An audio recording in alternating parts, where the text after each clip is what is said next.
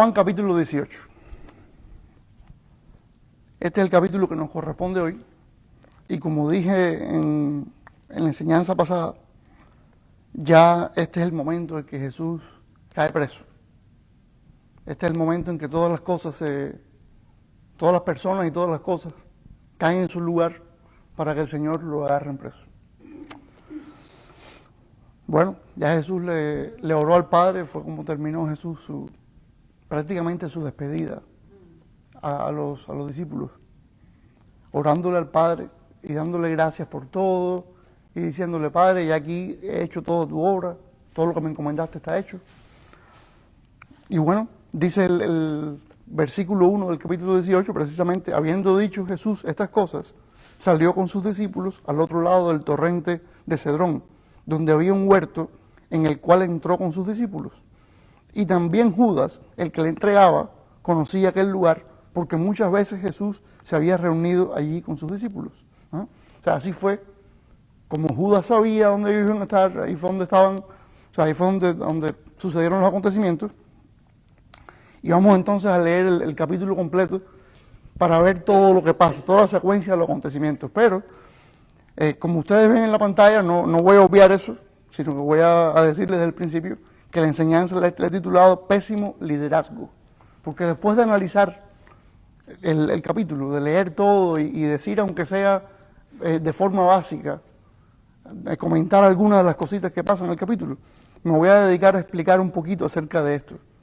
Sacar algunas aplicaciones, algunos principios y aplicaciones del liderazgo, porque resulta que hay una mezcla de varias personas aquí en este capítulo que deberían haber sido líderes como Dios quería, pero hay algunas personas que lo estropearon todo, que son muestras de un liderazgo pésimo, y hay otros que quizás no sea todo lo pésimo que podría haber sido, pero bastante negativo, o sea, no fue satisfactorio tampoco. O sea, vamos a ver esas cosas. Vamos a ver esas cosas. Dice el capítulo, empieza, o sea, continúa.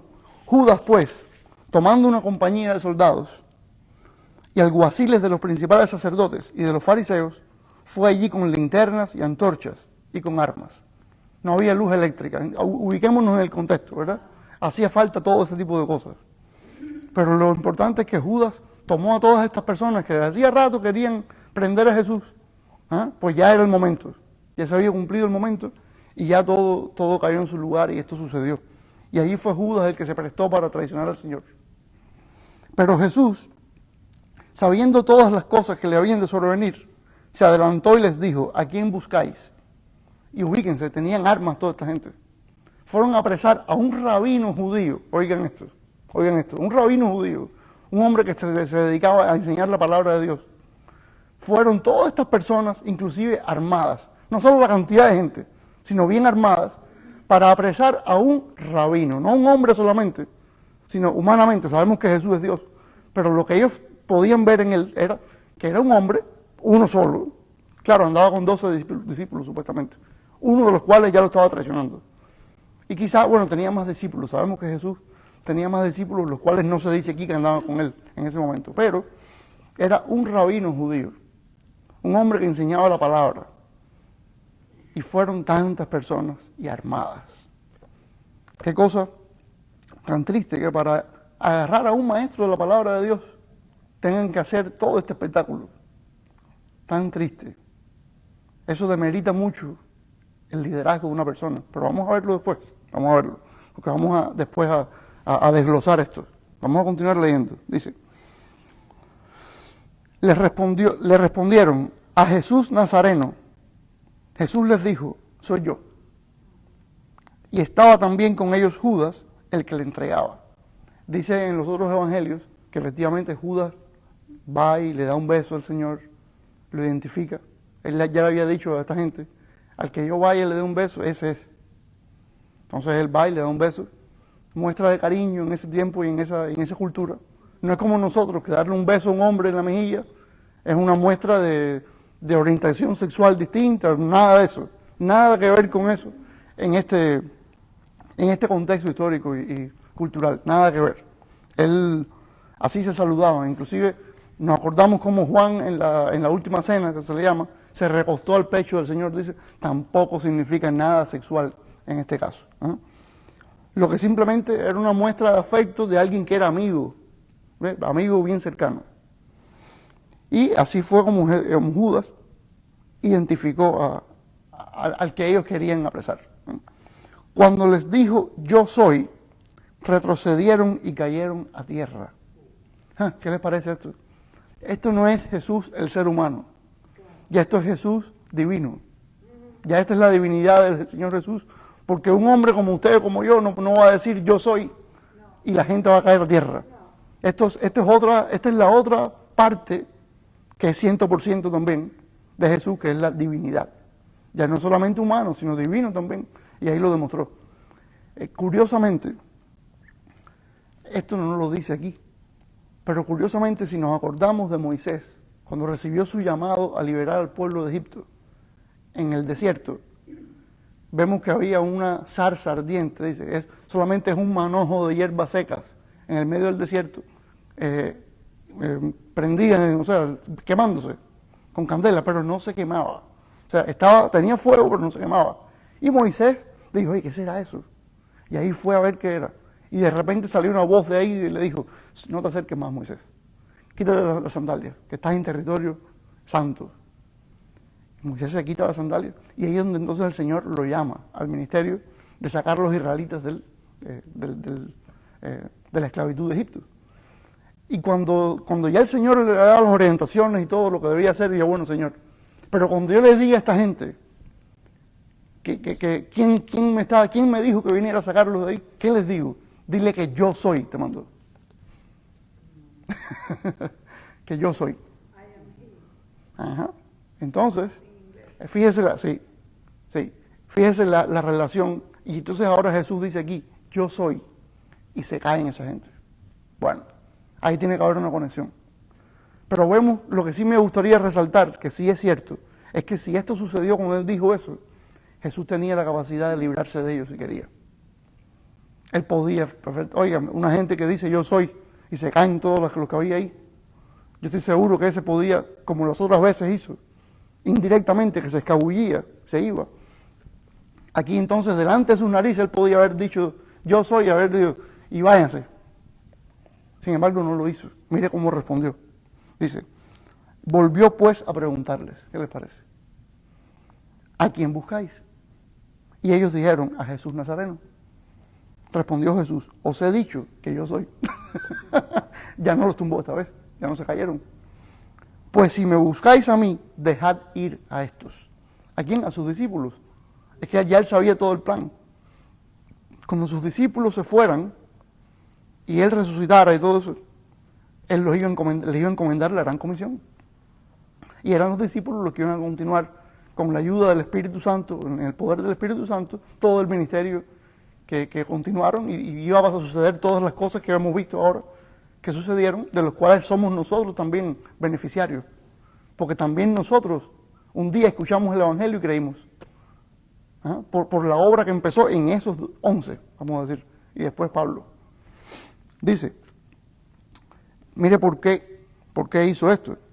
Para que se cumpliese aquello que había dicho, de los que me diste, no perdí ninguno. ¿Se acuerdan que leímos anteriormente?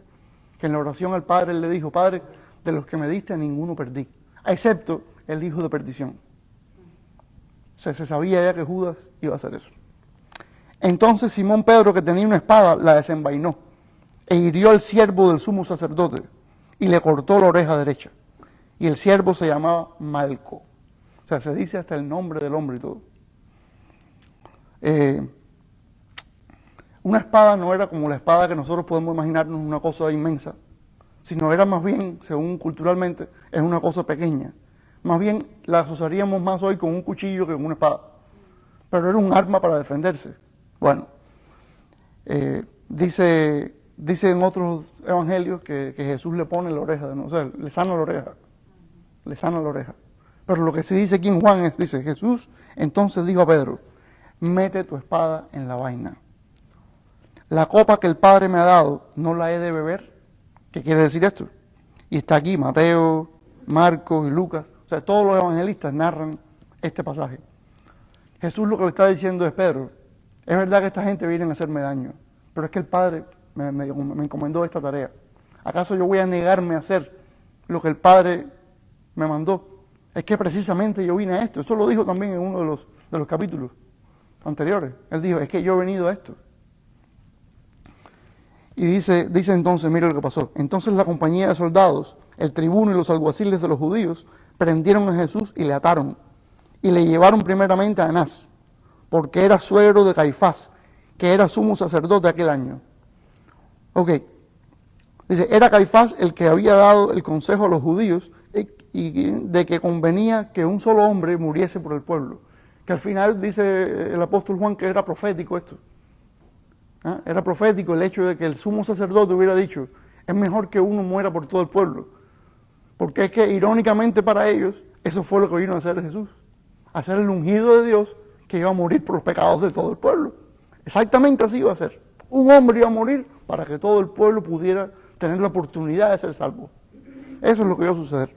Ahora, me llama la atención aquí cómo no hay un sumo sacerdote, como lo establecía la ley de Moisés, sino que hay dos hombres a la vez cumpliendo la función, vamos a decir, suegro y yerno. O sea, ¿cómo se explica? ¿Qué cosa es esto? Yo me pregunto, personas que respetan la ley de Dios, que era la ley de Moisés en ese caso, era lo que tenían que cumplir. ¿Cómo es posible que hubiera dos hombres haciendo que se cumpliera la ley de Moisés? Bueno, lo que sucedía en este caso está claro ahí. Anás fue el que lo llevaron primeramente. Anás era el suegro, Caifás era el yerno. El que supuestamente era sumo sacerdote era Caifás, el yerno. Pero es que el suegro era el que se encargaba de todo, que tras bambalinas, detrás de las cortinas del teatro, él era el que dirigía toda la función. Anás era el que dirigía la función, él era el que decía lo que iba a suceder. Y Caifás era el que tenía el cargo. Pero cuando continuemos leyendo, vamos a ver que también la gente se refiere a Anás como el sumo sacerdote. Entonces, ¿cómo es la cosa? Hay dos. Yo no entiendo eso. O sea, ¿cómo usted va a decirse cumplidor de la ley? La ley estableció uno, usted tiene dos. Bueno, hasta ahí era la corrupción, pero vamos a seguir. Vamos a seguir. Y seguían a Jesús Simón Pedro y otro discípulo. Y este discípulo era conocido del sumo sacerdote, el otro discípulo, no Simón Pedro. Y entró con Jesús al patio del sumo sacerdote. Mas Pedro estaba fuera, a la puerta. Salió pues el discípulo que era conocido del sumo sacerdote y habló a la portera e hizo entrar a Pedro.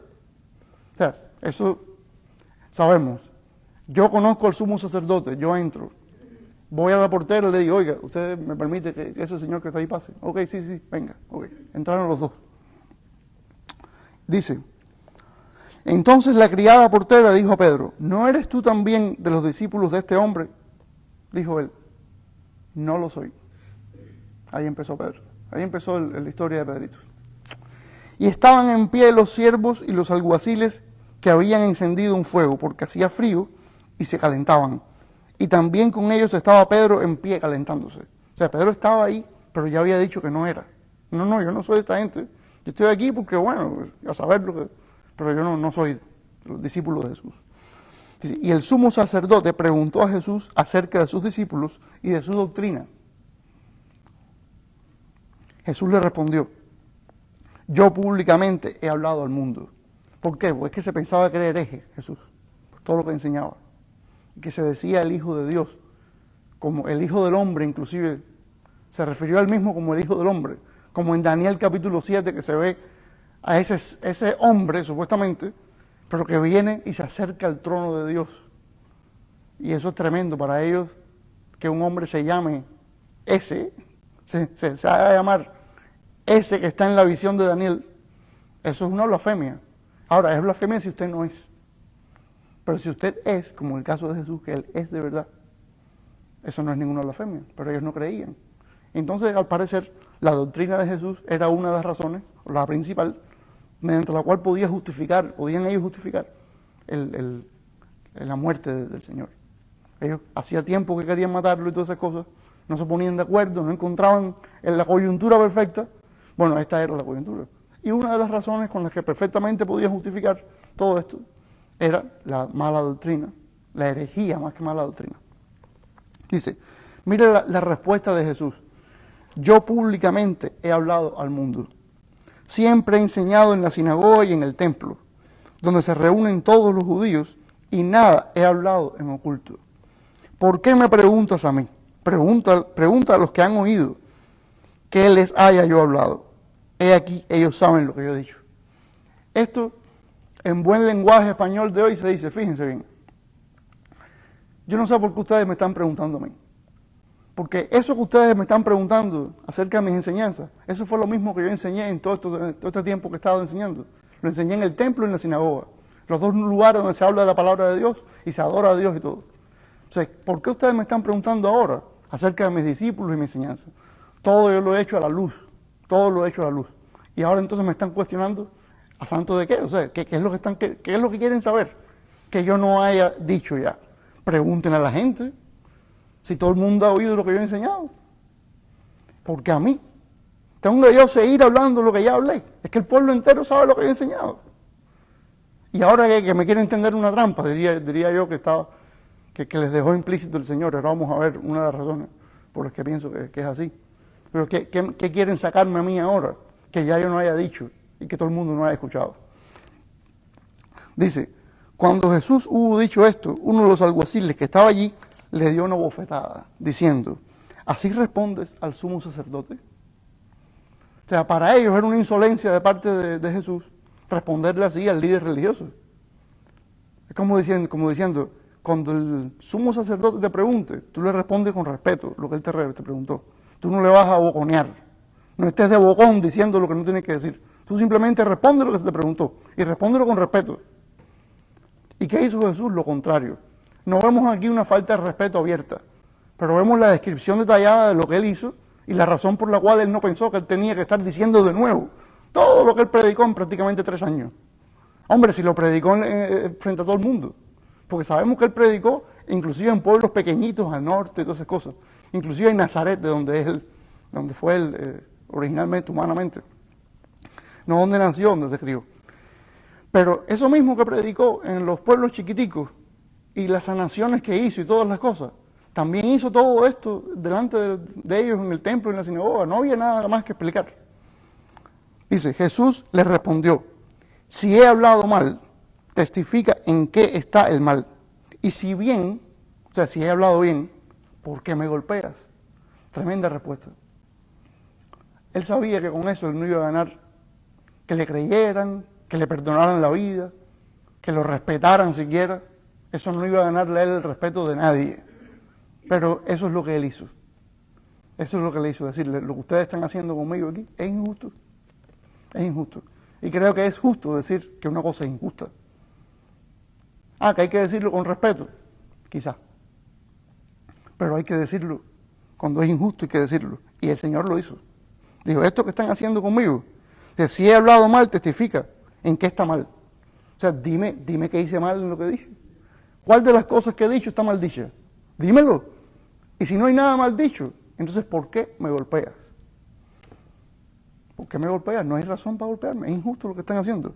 Anás entonces le envió atado a Caifás, el sumo sacerdote. Pero no le acaban de decir sumo sacerdote a Anás, es lo que estoy diciendo. El sumo sacerdote, supuestamente debe ser uno, ¿verdad? El sumo sacerdote. Estaba pues Pedro en pie, calentándose, y le dijeron, vuelven a Pedro de nuevo. O sea, fíjense cómo Juan hace la historia. Deja un tema, agarra el otro, retoma el otro tema. Estaba pues Pedro en pie calentándose y le dijeron, ¿no eres tú de sus discípulos? Él negó y dijo, no lo soy. Segundo, uno de los siervos del sumo sacerdote, pariente de aquel a quien Pedro había cortado la oreja, oiga, le dijo, ¿no te vi yo en el huerto con él? O sea, para decirle, es que tú le cortaste la oreja a mi primo. O sea, pariente, no dice que sea primo. O sea, tú le cortaste la oreja a mi pariente. Ahora tú me estás diciendo que tú no eres discípulo de Jesús. Si estabas ahí, yo te vi ahí. Dice, negó Pedro otra vez y enseguida cantó el gallo. Bueno, los otros evangelistas dicen que Pedro lloró amargamente. Porque recuerden que Pedro fue el que le dijo a Jesús, no, es que yo moriría por ti. Jesús le dijo, Pedrito, no solo no vas a morir por mí ahora, sino que me vas a negar. Y no me vas a negar una vez, Pedro, me vas a negar 3 veces. Dice, sigue la historia de que hicieron con Jesús. Ya lo había agarrado Anás, después se lo mandaron a Caifás. Vamos a ver cómo sigue. Porque fue todo un trajín. Todo un trajín. De uno pasó para el otro, y el otro pasó para el otro. No había un lugar donde se le pudiera hacer al hombre un juicio justo, sino que tenía que ir de un lado a otro y de un lado a otro. ¿Vamos a seguir? Llevaron a Jesús a casa de Caifás, al pretorio. Era de mañana y ellos no entraron en el pretorio para no contaminarse y así poder comer la Pascua. Entonces salió Pilato a ellos y les dijo, ¿qué acusación traéis contra este hombre? Saben que en la cultura judía, bueno, de hecho el Señor mismo instituyó que hubiera rituales de purificación para las personas, sobre todo en tiempos como estos, para celebrar la Pascua, que es cuando salió de Egipto el pueblo. Pero el pueblo debía estar limpio ritualmente para poder hacer este tipo de celebraciones. Pero si se juntaban con ciertas personas, ya no iban a estar limpios. Y Pilato era una de ellas. O sea, como el judío, separado para Dios, va a juntarse con un gobernador romano y a la misma vez va a celebrar un ritual que Dios instituyó. Que no puede ser. Dijeron, ok, yo no voy a entrar a donde está el hombre, vamos a esperarlo afuera. Fíjense hasta qué punto va ¿cómo se dice? El ser exigente con los detalles y las cosas, ¿verdad? Bueno. Ok.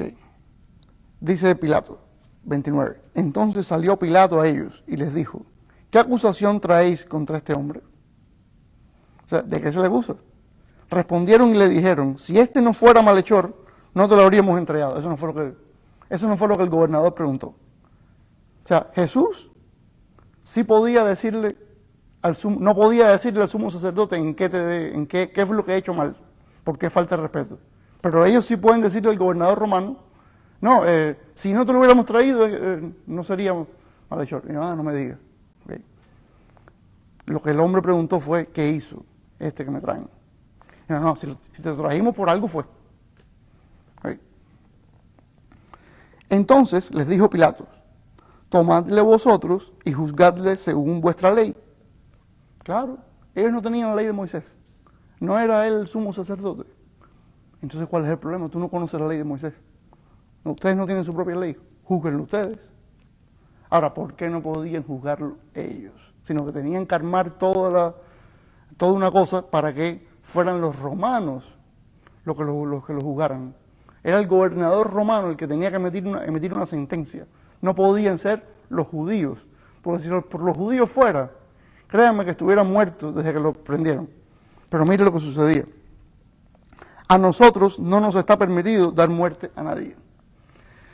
Resulta que por blasfemia y ese tipo de cosas sí había muerte prescrita en la ley de Moisés. Pero al ser los romanos, una nación pagana, la que gobernaba ahora la tierra de Israel, pues entonces los romanos dijeron, no, la pena de muerte solo nosotros la podemos sentenciar y ejecutar. Ustedes no pueden matar a nadie, aunque en su ley diga que se pedrea a la gente y esas cosas. O sea que Dios mismo, porque dicen los apóstoles, que Dios es el que pone los gobernantes y todas esas cosas. Bueno, Dios permitió que fuera un romano el que gobernara la tierra de Israel, que fuera un imperio como el de Roma, y que los mismos judíos no pudieran ejecutar la misma ley que Dios puso. Eso son cosas que a los creyentes en el Señor nos pueden parecer bien controvertidas. Pero ¿cómo es posible que Dios mismo que dio la ley, que bueno, es que había un pacto, la ley de Moisés es un pacto, o surge como resultado de un pacto entre Dios y el pueblo de Israel. Y siempre dijo desde el principio el Señor, si ustedes llevan la ley como yo les dije, como yo les tengo escrito, pues entonces tendrán una serie de bendiciones. Y entre esas bendiciones no solo está la alimentación, o sea, buena comida siempre, productos que iban a cosechar buenos productos y todo, iban a tener salud, no iba a haber plagas entre ellos, todas esas cosas. Pero también ellos iban a tener posesión de la tierra. Pero cuando no cumplieran bien la ley, todas estas cosas se iban a revertir. Y ellos no iban a tener posesión ya de su tierra, como el Señor se la dio. ¿Por qué? Porque no se estaba cumpliendo el pacto con el Señor como era. Bueno, aquí está como que el Señor no los sacó de su tierra pero permitió que una nación pagana los invadiera y los conquistara, inclusive que se reservaran ellos, los paganos, el derecho de que los judíos pudieran y no pudieran hacer ciertas cosas. La pena de muerte era una de ellas, no podían matar a nadie. No significa que no lo hicieran, porque recuerden a la mujer adúltera que le trajeron a Jesús, que estaban listos para apedrearla. Los romanos no permitían, pero ellos a veces lo hacían. Ellos lo hacían a veces. ¿Sí? Dice, estamos en el 30. Dice, respondieron y le dijeron, si este no fuera malhechor, no te lo hubiéramos entregado. Okay. Entonces les dijo Pilato, tomadle vosotros y juzgadle según vuestra ley. Y los judíos le dijeron, a nosotros no nos está permitido dar muerte a nadie, para que se cumpliese la palabra que Jesús había dicho, dando a entender de qué muerte iba a morir. Ya Jesús había dicho que como mismo Moisés levantó la serpiente en el desierto, también el Hijo del Hombre debía ser levantado. O sea, ya él dijo, a mí me van a crucificar. ¿Qué pasa? Que a veces hablaba él las cosas en parábolas, así, en ilustraciones, y no lo entendían. Pero eso fue lo que él dijo, y para que se cumpliera, pues así tenía que ser. Entonces Pilato volvió a entrar en el pretorio y llamó a Jesús y le dijo, ¿eres tú rey de los judíos? Jesús le respondió, ¿dices tú esto por ti mismo o te lo han dicho otros de mí? Ya está cuestionando la opinión propia de Pilato. Ok, Pilato, ¿qué es lo que tú piensas? Vamos a ver qué es lo que tú piensas, porque de mí se dicen muchas cosas, pero yo lo que quiero saber es tú. ¿Cuál es tu opinión propia? No la que nadie te metió en la cabeza, sino que piensas tú. Dice, tu nación y los principales sacerdotes te han entregado a mí. ¿Qué has hecho? Le cambió la conversación. Le dije, bueno, vamos a lo que estamos, vamos a lo que venimos. Tú estás aquí porque te entregaron los tuyos. ¿Por qué? ¿Qué hiciste? Ahora, Jesús le da la respuesta menos esperada, pero para nosotros, porque Pilato, fíjese bien que esta es la respuesta que espera Pilato, y por eso es que puse este versículo en la pantalla. Porque no desde el punto de vista de lo que voy a explicar después del liderazgo, pero sí del contenido del capítulo. Yo pienso que este versículo le da como que todo lo que van a hacer con Jesús después, o todo lo que Pilato quisiera, porque al final lo matan y sabemos eso, pero todo lo que Pilato quisiera hacer con Jesús va a girar alrededor de este versiculito. Este versículo es el clave para que Pilato por fin se forme su propia idea acerca de quién era este rabino, Jesús de Nazaret. Dice, respondió Jesús, mi reino no es de este mundo. Y aquí va, si mi reino fuera de este mundo, mis servidores pelearían para que yo no fuera entregado a los judíos. Pero mi reino no es de aquí, punto. Y ahí Pilato tiene su opinión bien formadita. ¿Por qué? Porque los romanos lo que no querían era problemas. Que hubiera revueltas, sublevaciones, eso. No, nada de eso queremos. Nosotros somos los gobernadores los que decimos la última palabra aquí. Si alguien se rebela contra nosotros va a haber consecuencias, y bien serias.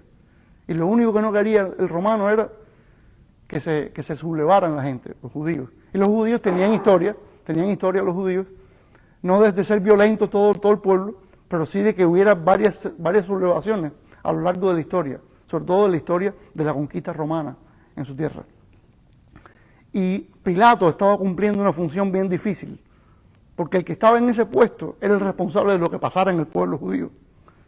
Y ya otras personas habían pasado por ese puesto anteriormente, había habido sublevaciones anteriormente, habían tenido que quitar a toda esta gente, y Pilato estaba ocupando un puesto que sinceramente nadie hubiera envidiado hoy por hoy. Nadie hubiera dicho, yo quiero ocupar el puesto de gobernador en Jerusalén. No, hombre, mejor yo paso de ese, yo no quiero ese puesto. Y ahí le tocó a Pilato ese puesto. De manera que Pilato lo que estaba era defendiendo su puesto y diciendo, yo lo que no quiero es a un hombre que me vaya a armar aquí toda una sublevación. Y ya él comprendió que Jesús no iba a hacer eso. Pues es que él mismo se lo dijo. O sea, de ser rey se hizo el rey, pero no por encima del César. ¿Por qué? Porque es que el reino del César es de este mundo, pero el mío no. Yo no voy a suplantar al César, porque yo vengo a establecer un reino espiritual. O sea, no es de este mundo. ¿Qué entendió Pilato de esto? Una parte nada más. Pero la parte que necesitaba entender para entender que no. Jesús no venía a establecer un reino que iba a sacar al César de una y a suplantarlo. No iba a ser así. Entonces aquí la respuesta. Le dijo entonces Pilato, Luego, tú eres rey. Respondió Jesús, tú dices que yo soy rey. La pregunta que hizo Pilato es una pregunta retórica. ¿Qué quiere decir? Se sabe que la respuesta es afirmativa. Él nada más que estaba corroborando, porque Jesús dijo, mi reino no es de este mundo. Si es mi reino, o sea, quiere decir entonces que tú eres rey. ¿Ok? Dice, luego, tú eres rey, respondió Jesús. Tú dices que yo soy rey. Yo para esto he nacido y para esto he venido al mundo, para dar testimonio a la verdad. Todo aquel que es de la verdad oye mi voz. ¿Qué está haciendo Jesús ahí? Le está predicando a Pilato. Óigame, le está predicando al hombre que tiene como dice él mismo, tú sabes que ¿no te das cuenta que yo tengo la posibilidad de perdonarte la vida o firmar tu sentencia de muerte? Eso cuentan los demás evangelistas. Y dice Jesús, tú no tienes más poder del que te ha sido dado. Esa voz pasiva, que se llama en gramática, cuando usted dice sobre quién cae la acción, pero no quién la hace. Fíjese que Jesús le dice, no tienes más poder del que te ha sido dado, pero no dice quién es el que se lo dio.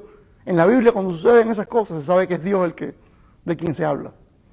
Tú no tienes más poder, Pilato, del que Dios te ha dado. Dios te permitió que tú fueras el gobernante romano de este lugar. Pero hasta dónde tú gobiernas, hasta dónde tú decides, solo el Señor puedes dejarte. Y entonces, Jesús le habla aquí de la verdad y que todos los que son de la verdad oyen su voz. Como dijo de sí mismo, yo soy el buen pastor. Y el buen pastor, o sea, y las ovejas oyen mi voz, las que son mías oyen mi voz y me siguen. Dice aquí, le dijo Pilato, ¿qué es la verdad? O sea, ni idea.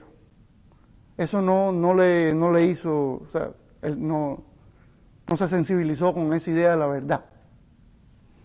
Bueno, sabemos que los romanos tenían religiones, tenían varios dioses, y tenían un sincretismo también con la cultura griega, que también tenía muchos dioses. En fin, gente que no creía que había un Dios solamente. Y aquí estaba el ungido de Dios, Dios en la carne, predicándole, es que hay una sola verdad, Pilato. Contrario a todo lo que tú piensas, hay una sola verdad. Y yo te puedo hablar de ella. Pero, ¿cuál es la respuesta de Pilato? ¿Qué es la verdad? Como diciendo, hombre, está bueno, no vayamos tan lejos tampoco. No vayamos tan lejos. Dice, y cuando hubo dicho esto, salió otra vez a los judíos y les dijo, yo no hallo en él ningún delito. Este es el trabajo de Pilato, averiguar si querían armar una revuelta para expulsar a los romanos.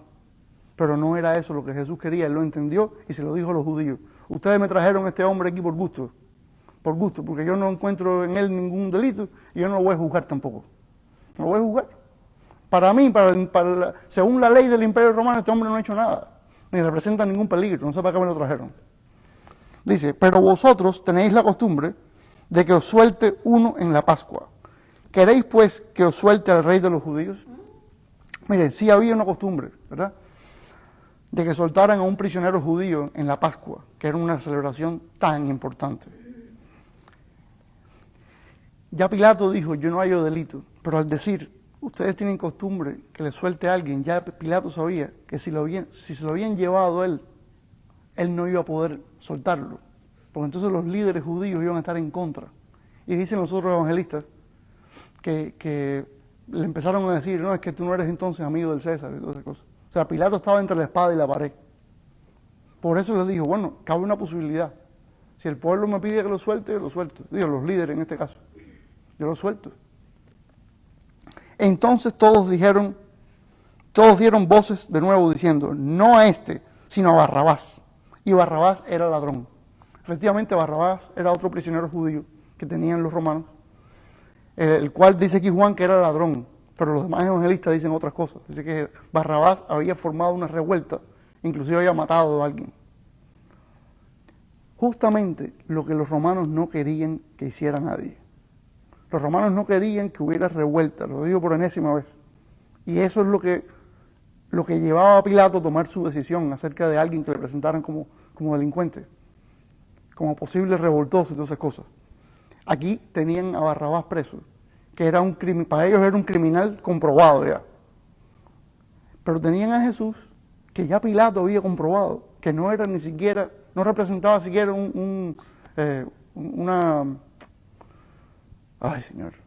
no representaba siquiera un peligro políticamente para él. Sin embargo, ¿qué le dijeron los líderes judíos? No a este, sino a Barrabás. O sea, a nosotros no nos interesa que Barrabás sea un criminal comprobado. Nosotros queremos que tú nos sueltes a Barrabás porque tenemos interés en que tú crucifiques a Jesús. O sea, el que no hizo nada.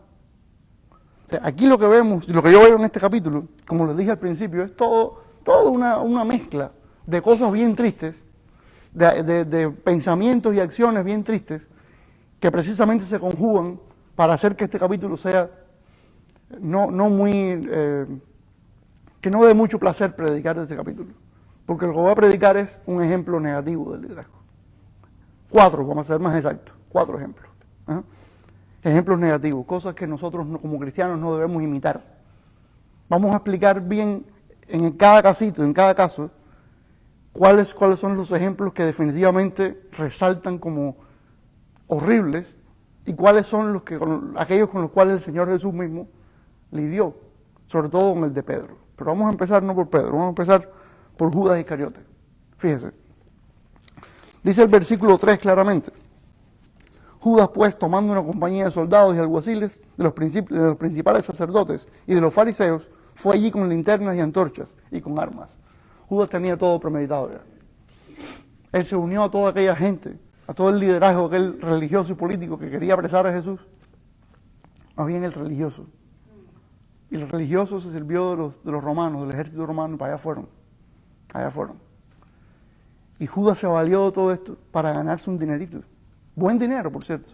30 piezas de plata era buen dinero cuando aquello. Y Jesús le dijo, según narran los demás evangelistas, dijo, por esa cantidad de dinero tú traicionas al Hijo del Hombre. Por dinero traicionas al Hijo. Pero bueno, la traición. No imitemos la traición de Judas. Es lo primero. No imitemos la traición de Judas.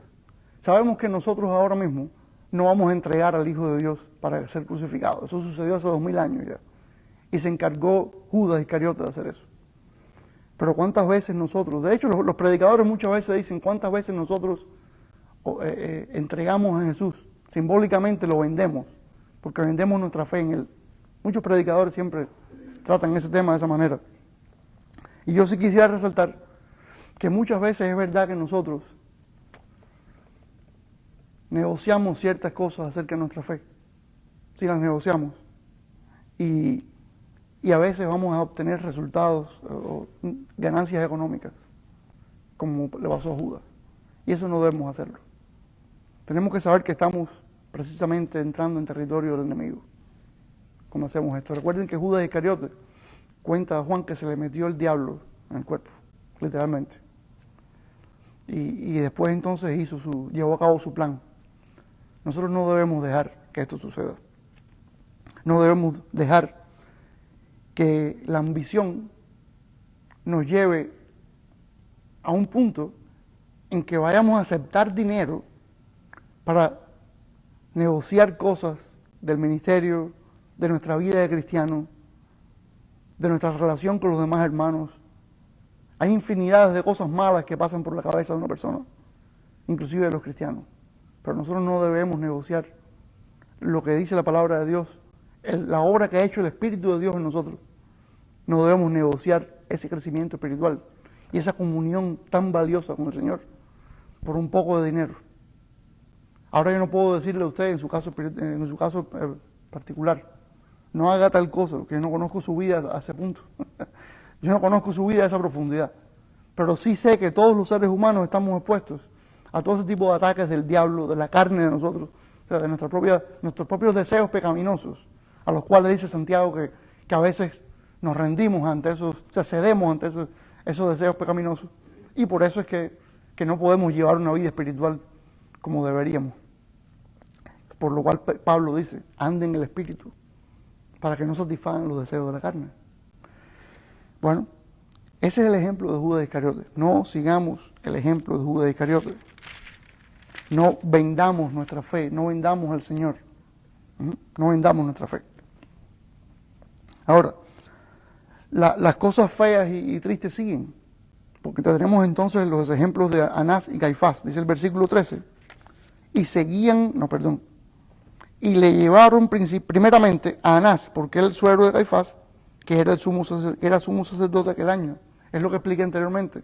Toda la confabulación entre estos dos hombres, que cuál es el sumo sacerdote, este o aquel. Y eso no era lo que decía la ley. Ahora, ¿cómo le llamo yo esto? En términos generales le llamo corrupción. Había corrupción en el liderazgo de los judíos. Aquellos que defendían la ley de Moisés y que le enseñaban al pueblo la ley y cómo cumplir la ley de Moisés para poder caminar en rectitud con el Señor. Pues esos mismos tenían toda una corrupción armada que daba asco, la verdad. Era corrupto el liderazgo de ese momento entre los judíos. Y esa es otra cosa que los cristianos no debemos imitar. Y aquí se ponen las cosas un poco más duras. Porque al menos Judas Iscariote fue un hombre en la historia que literalmente vendió a Jesús, al Hijo de Dios. Y nosotros podemos sacar aplicaciones, como dije anteriormente, de ahí. Y tener cuidado con ciertas conductas, ciertos ataques del enemigo. Pero en este caso estamos hablando de corrupción, que es un fenómeno que desgraciadamente nos toca a muchos de nosotros, cristianos y no cristianos, pero en este caso le hablo de la iglesia. A la iglesia le hablo en este caso. Mire, las cosas deben hacerse en orden, como dicen muchos predicadores, porque en la Biblia también dice que para que todo se haga con decencia y en orden, todas esas cosas. Y le dan una aplicación general a ese versículo que en realidad está en un contexto muy específico, pero es cierto, debe haber orden en la iglesia, no debe haber corrupción, no debemos ponernos de acuerdo. Es que mira, vamos a inventar esto para que pase esto. No, mira, vamos a hacer tal cosa porque sabemos que fulano tiene esta posibilidad, pero vamos a decírselo de esta manera para que suceda esto, vamos a hacer aquello. Entonces todas las piezas como que van encajando, y al final yo, el pastor, logré que se hiciera mi voluntad. O quizás un líder vino y me dijo, oye, tú sabes que tenemos tal cosa, pero mira cómo vamos a hacer, mira si tú estás de acuerdo, vamos a hacer esto, vamos a hacer lo otro, qué sé yo. Y esto es lo menos. He oído ejemplos de este tipo de cosas, historias, pero esto es lo menos que podría pasar, porque hay veces que abiertamente, todo el mundo sabe que en la iglesia, en la congregación, hay tremenda corrupción. Todo el mundo lo sabe. Que están utilizando el dinero para lo que no es. Que están utilizando los recursos que el Señor puso en sus manos para lo que no es. Y que están diciendo encima de todo eso, que no, que es que el Señor me está guiando por este camino. Ahora, si queremos ponerlo más feo todavía, hay quien dice, es que Dios me dijo que hiciera eso. Uy, Señor, pues.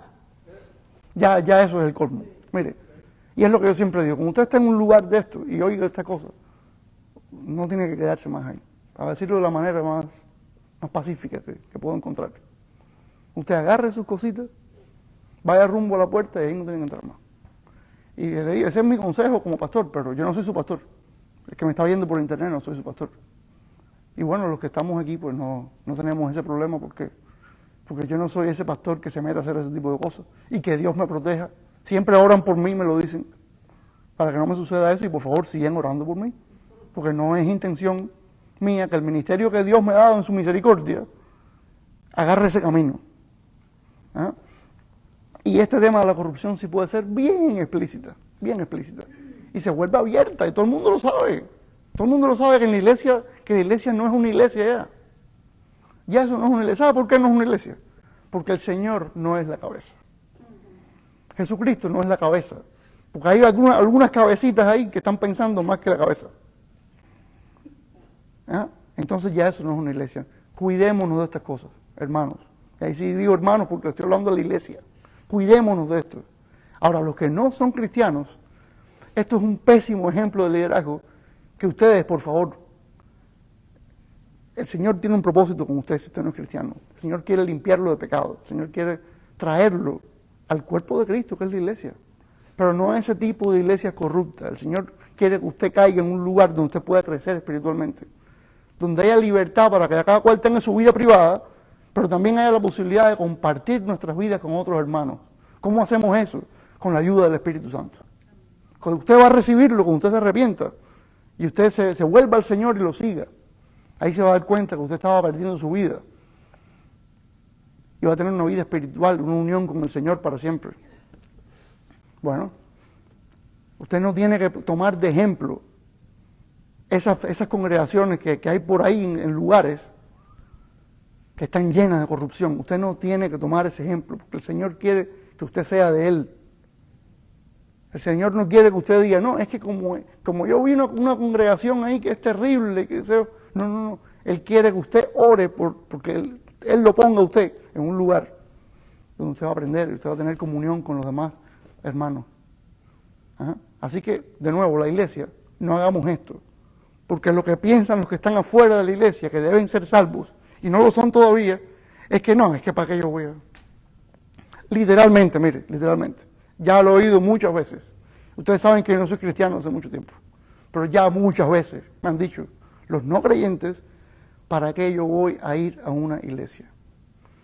Que desgraciadamente muchos se enfocan en los malos ejemplos, los malos testimonios, pero es que lo que deben buscar es la bendición espiritual del Señor. Eso está dentro del cuerpo de Cristo, eso está en una iglesia. Está en una iglesia, pero no en una iglesia corrupta. Así que ahí está el consejo para los dos, los que ya somos y los que han de ser.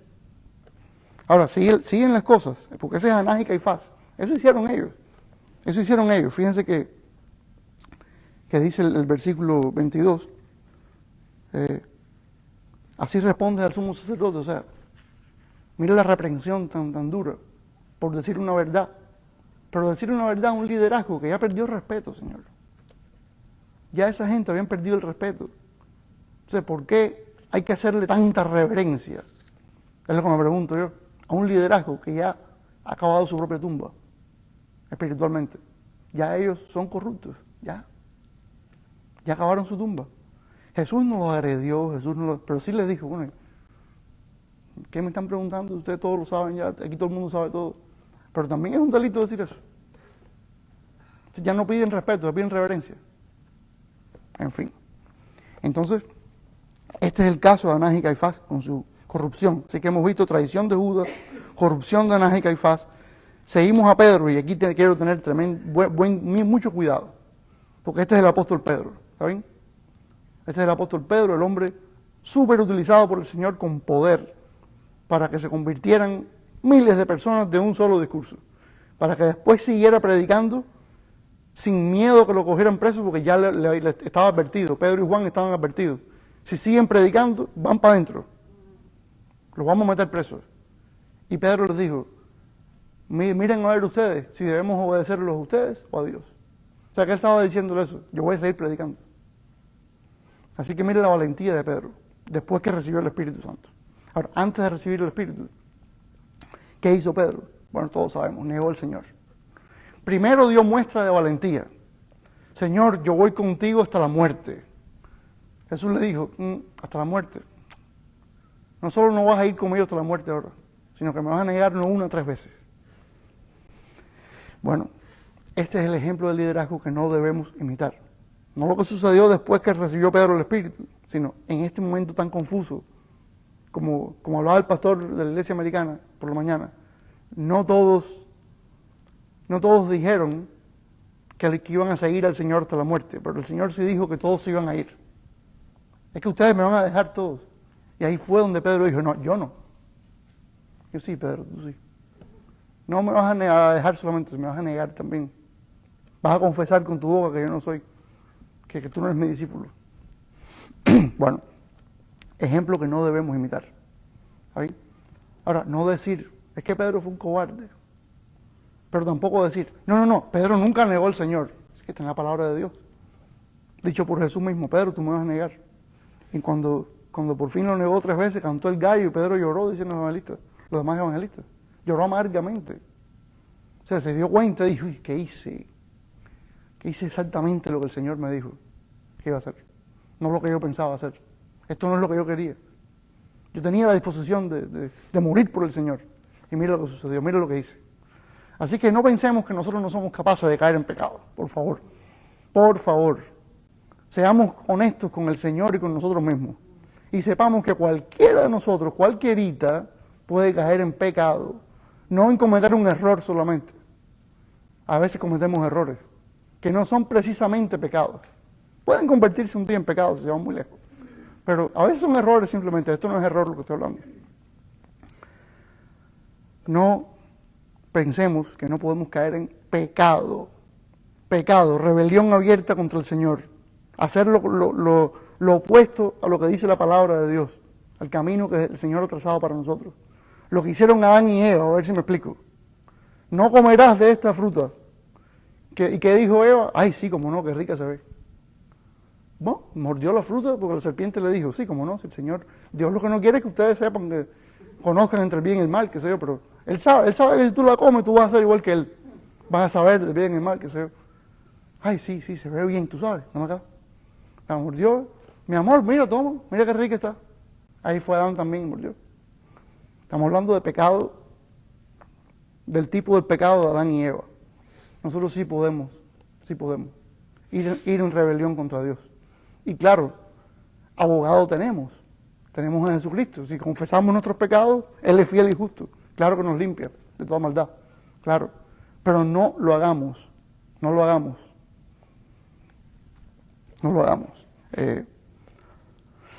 Simplemente no tomemos ese ejemplo de Pedro. ¿Está bien? Ese ejemplo de Pedro no tenemos que tomarlo, sino más bien estemos advertidos de que podemos también nosotros un día caer ahí. Ya nosotros tenemos el Espíritu Santo, tenemos la bendición que tuvo después Pedro y podemos hacer cosas maravillosas para el Señor con toda humildad, fíjese, con toda humildad. Ahora, las cosas siguen y caemos en el versículo 31, dice Pilato. 31, está de este lado. Dice Pilato, entonces les dijo Pilato, tomadle vosotros, a los judíos, y juzgadle según vuestra ley. Y los judíos le dijeron, a nosotros no nos está permitido dar muerte a nadie. Fíjense, ¿qué querían hacer ellos? Okay, nosotros queremos matar a este hombre. Este hombre nos es molesto, o sea, nos molesta este hombre, hace demasiados milagros y prodigios y dice que es el Mesías. Y le llama a Dios su Padre. Dice que Él es el Hijo de Dios. No un hijo de Dios, no, el Hijo de Dios. Dice que Dios es su propio Padre. Eso es blasfemia, decían. Pero bueno, si es verdad, no es blasfemia, fíjese. Pero el caso es que querían matarlo porque ya ellos veían un liderazgo distinto y no querían ese liderazgo. Y dijeron, no, dijo Caifás, es mejor que un hombre muera por toda la nación. Y quiere decir que los romanos maten a este, y que se acabe todo el problema de qué es lo que está sucediendo, que si la posible revuelta que se puede armar, no, o las posibles revueltas que se habían armado anteriormente, mire, que pague uno mejor y que todo se calme. Eso es lo que estaban planificando. Ajá. O sea, pésimo ejemplo del liderazgo de los judíos, como ya dijimos. Pero ¿qué pasa con Pilato? Ajá. ¿Qué pasa con Pilato? Júzguenlo ustedes según su ley. ¿Para qué me lo traen a mí? Yo, no me diga. Indiferencia le llamo yo a eso. Tener un cargo de liderazgo bien representativo, que usted de verdad tiene poder para decidir, porque él mismo se lo dijo. Tú no sabes que yo tengo poder para decidir si tú mueres o vives. O sea, ¿qué quiere decir? Que él sí tenía el poder, él lo sabía. ¿Y qué dijo ahí? ¿Qué le dijo a los judíos? Ustedes ocúpense de esa historia, yo eso no es problema mío. Indiferencia, tener usted la posibilidad de tomar una decisión bien representativa y decir, no, yo no lo voy a hacer. Eso no es problema mío, sí lo es. Sí es problema de usted. Tome la decisión que sí es problema de usted. Y en el cuerpo de Cristo vemos eso también. Le llega un hermano que usted puede discipular. No, eso no es que lo haga otro. Pero es que usted puede ser bendición para esa persona, usted no se imagina cuánto. Yo soy pastor hoy porque a mí un día una hermana me discipuló. Claro, Dios tenía todo eso pensado, eso lo sabemos. Pero humanamente, en ese momento, lo que pasó fue eso. Y usted también debe ser ejemplo de ese tipo, dar este tipo de ejemplo. Y decirle al Señor, Señor, úsame para esto. Y cosas inclusive más serias, en el sentido que no hay nada más serio que el discipulado, ¿está bien? Pero cosas muy puntuales como, digamos, decisiones dentro de la iglesia. La decisión correcta y la decisión incorrecta. Solo usted puede saber, porque bueno, en su iglesia, quién decide, cómo deciden, tendrán su modelo de gobierno, todas esas cosas. Pero hay decisiones que tienen que ser así porque la palabra de Dios lo dice. Y hay otras que no deben ser así. No es que hay que someterlo a consideración, es que la palabra es clara. y usted, que es el pastor, o que es uno de los ancianos, o de los diáconos, está diciendo, no, eso, mira, mejor dejamos eso. Digo, no, tome la decisión. En su familia. Cuando hay un pecado en su familia, cuando hay una persona en su familia que necesita aprender, que usted le dé buen ejemplo, que usted lo aconseje, no diga, no, eso no soy yo el que debe hacerlo. No diga eso. Usted está siendo indiferente ante un asunto espiritual que es de suma importancia y que es usted el quien el Señor ha puesto ahí. Esto es una aplicación, fíjese, porque Pilato no es un líder espiritual levantado por Dios ni nada de eso. Pilato es una persona, un gobernador del Imperio Romano que el Señor permitió que estuviera ahí todo, pero por una aplicación. Si usted tiene un liderazgo y usted es el que debe hacer una cosa, tome la decisión correcta, hágalo. Y no tome este ejemplo de Pilato, de indiferencia. Sabemos ya todo lo que había detrás de Pilato. Pilato estaba amenazado porque si él no cumplía con lo que debía cumplir, todas esas cosas las sabemos. Pero usted haga lo correcto, haga lo correcto. Ahora, todas estas cosas, primero que todo, son para mí. Todas estas cosas son para mí, primero que todo. Soy yo el que primero debe oír estas cosas, soy yo el que debe dar el paso de hacer este tipo de cosas también. Y no permitir que haya corrupción, que haya traición, que haya indiferencia. Soy yo el que debe hacerlo, primero que todo. Pero por eso lo predico, ¿está bien? Por eso lo predico.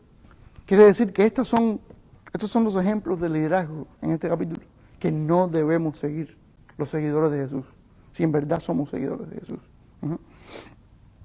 Ahora, para mí resalta, como a manera de conclusión, para mí resalta el ejemplo de Judas de Iscariote. Es el que menos nos toca a nosotros hoy, porque nosotros, como dije anteriormente, no vamos a delatar al Hijo de Dios. Pero me llega mucho ese ejemplo de Judas, como una persona que es allegada a un líder puede confabularse para traicionarlo. Y si lo lleva al plano, la vida diaria, como una persona que debe ser defensor de alguien, seguidor de alguien, debe apoyarlo porque ese alguien también le enseñó, como alguien que tiene la posibilidad de ser bendición, resulta al final que vende esa posibilidad de bendición y se vuelve todo lo contrario. No haga eso, no haga eso. No haga eso, usted no sabe lo que le espera. No sabe lo que le espera en el infierno. No sabe lo que le espera en el infierno cuando usted traiciona a la gente. No sabe lo que le espera. No hagamos eso. Es verdad que siempre se puede arrepentir. Usted siempre se puede arrepentir. Ahí está Jesucristo. Ahí está la sangre de Cristo para perdonarlo, para limpiarlo de pecado. Pero no caigamos en el pecado. No caigamos ahí. El diablo nos va a tirar a lanzar la flecha. La carne va a decir, yo quiero. Suena tentador, suena bueno. No suena bueno nada, es mentira. No es bueno traicionar a la gente, no es bueno. No es bueno, eso es parte del crecimiento como cristiano también. Uno va creciendo, se va fortaleciendo. Y ya todas esas cosas uno enseguida las capta. Dice, ¿qué es lo que me están pidiendo aquí? ¿Qué tradiciones? Y uno capta enseguida. Así que crezcamos todos en el conocimiento del Señor. Y evitemos este tipo de cosas, estos 4 comportamientos que hemos visto hoy. Así que sigamos estudiando el libro de Juan, que ya casi lo estamos terminando. Sigamos prestando atención a la historia, lo que sucede en la historia, y también sigamos extrayendo este tipo de aplicaciones, o sea, principios y aplicaciones para nuestra vida cristiana. ¿Está bien? Señor, tú eres bueno, tú eres santo, Padre. Gracias por tu palabra, gracias porque tú nos enseñas. Ayúdanos, Padre, que tu Espíritu Santo sea la guía de nuestras vidas. Que nosotros por tu palabra podamos crecer en ti y podamos tomar las buenas decisiones que tú quieres que tomemos y ser bendición para las personas que tú quieres que seamos bendición. Que no tomemos este tipo de ejemplos, Señor. Este es un capítulo bastante triste, Padre, pero es la verdad y tú permitiste que se escribiera, tú lo inspiraste, Señor. Gracias por los evangelistas, gracias por los 4 hombres que usaste para que escribieran esto. Y te pedimos, Señor, que nosotros podamos ser seguidores de lo que dice aquí, de esta palabra bendita, que es, a fin de cuentas, tu evangelio, dices tú, que es poder de Dios para salvación. Tú usas el mensaje, tu mensaje de buenas nuevas. de buenas noticias para salvarnos, Señor. Así que te pido que tú salves a mucha gente.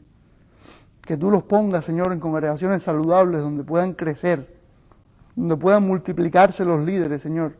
Y así estamos nosotros orando también, para que tú utilices este pequeño grupo de cristianos para multiplicar líderes y que tu reino se multiplique, que tu reino crezca, Señor.